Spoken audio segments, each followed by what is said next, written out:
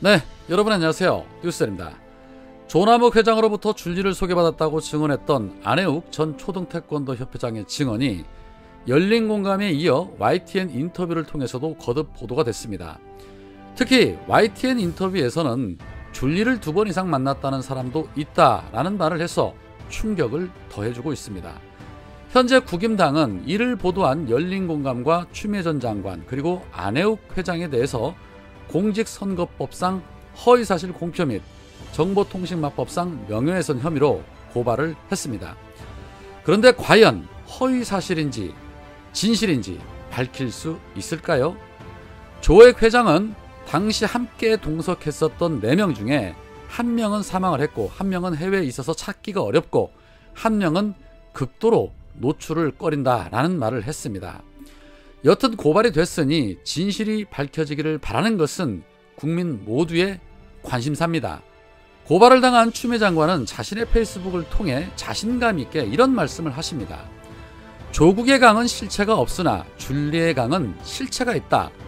조국의 강은 바닥까지 긁어내고 다 파내도 표창장 한 장 남았지만 줄리의 강은 파도 끝이 안 보이고 그 무엇으로도 덮어질 것 같지 않다.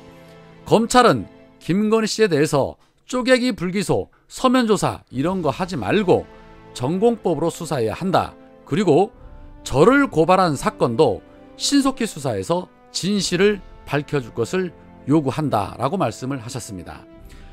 검찰에게 조국 전 장관 가족에게 했던 만큼 똑같은 잣대로 수사를 했다라면 이미 진실은 다 파헤쳐지고도 남았겠지요. 과연 검찰이 이 사건의 진실을 파헤칠 수 있을까요? 저는 뭉개기로 일관할 것이다에 500원 걸겠습니다. 검찰이 김건희의 커바라 컨텐츠 사건에 대해서 무혐의 처리한 것을 두고 한 누리꾼이 김건희 무혐의 어이없네요 라며 홍준표에게 질문을 던졌습니다. 그러자 홍준표는 한마디로 짧게 이렇게 답합니다. 눈치 검찰. 무엇을 말하는 것이겠습니까? 손혜원 전 의원도 자신의 페이스북을 통해 윤석열 캠프 측에 진심으로 충고드린다. 왜 줄리만 나오면 이다지도 격렬한 반응을 보이는지 참 안타깝다. 이런 기사로 인해 논쟁은 더 확신될 뿐이다. 이 뉴스는 가짜뉴스보다 줄리만 있다에 방점이 찍혀있다. 그냥 남의 얘기인 듯 모른 채 하고 지나가야 한다. 홍보의 기본 원리도 알지 못하는 윤석열 캠프인가 라고 윤석열 캠프에 훈수를 두기도 했습니다. 그러면서 김건희의 과거 사진 그리고 최근 사진을 동시에 올리면서 덧붙인 말은 얼굴이 변했다는 것은 이미 알고 있었지만 자세히 보니 눈동자가 엄청 커져 있다라는 말을 하기도 했습니다. 손혜원 전 의원의 글에는 진혜원 검사가 댓글을 써서 눈길을 끌기도 했습니다. 진혜원 검사는 입술 산 모습이 뚜렷하고 아랫입술이 뒤집어져 있고 아래턱이 앞으로 살짝 나와 있어서 여성적 매력과 자존감을 살려주는 성형수술로 외모를 가꾼 좋은 사례라고 생각합니다. 관상의 관점에서 라며 칭찬을 더해주는 센스를 잊지 않았습니다. 자, 이렇듯 김건희에 대한 관심사는 정치권을 비롯해서 국민 모두의 관심사인데 검찰이 하루속히 줄리의 진실 공방에 대해 조속히 그 진실을 가려주기만을 바랄 뿐입니다. 자, 그런 가운데 오늘 새벽 안타까운 소식이 있었죠. 검찰로부터 구속영장을 청구받아 영장실질심사를 앞둔 유한기 전 도계공 본부장이 숨진 채 발견되었다는 소식이 있었습니다. 유한기 본부장의 사망 소식에 이재명 후보는 비통한 심장이라는 입장을 밝히면서 유한기 전 본부장의 명복을 빈다. 고인의 극단적 선택에 대해 비통한 심정이다. 실체적 진실을 밝히기 위해서라도 조속히 특검을 추진해야 할 것이다 라고 말씀을 하셨습니다. 어떤 이유로 극단적 선택을 했는지 알 수는 없지만 검찰의 수사를 앞두고 상당한 압박감이 있었을 것으로 추측이 됩니다. 50억 클럽에 대한 수사는 눈에 보일 정도로 허술하게 수사한다는 비판을 받고 있는 검찰이 수사 과정에 강압적인 부분이 없었는지에 대한 조사가 필요할 것으로 보입니다. 어제 사법농단 의혹 재판을 받았던 방창현 부장판사가 최후 변론에서 사건 수사를 받으면서 느낀 소회를 털어놨는데 그는 이렇게 말했습니다. 검찰은 일단 결론을 내려놓고 그것에 맞지 않는 대답을 하면 엄청난 호통을 친다. 진실을 얘기해야만 우리가 당신을 보호해 줄 수 있다며 계속 회유를 하고 한창 호통을 치다가도 좋은 말로 달래면서 자백하라고 했다. 수사 자료표에 지장을 찍고 돌아오는 순간에도 검찰계장이 수사에 협조해야 보호해 줄 수 있다고 했다.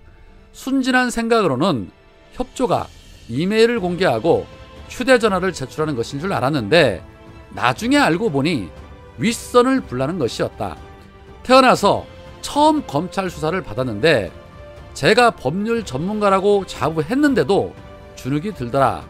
현직 판사에게도 이러는데 법률을 잘 모르는 시민들에겐 어떤 식으로 수사할 것인가에 대해서 깊이 느꼈다라고 강조를 했습니다. 그렇습니다. 검찰의 수사를 받으면 누구를 막론하고 주눅이 들 수밖에 없고 상상할 수도 없는 압박감에 시달린다고 합니다. 자신들이 얻고자 하는 것을 얻기 위해 수단과 방법을 가리지 않는 그런 조직이지요.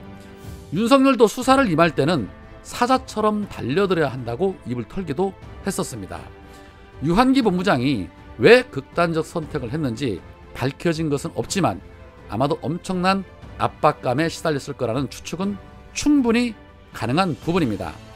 결국 이재명 후보가 특검을 연신 강조한 것도 다 이런 이유 때문일 것입니다.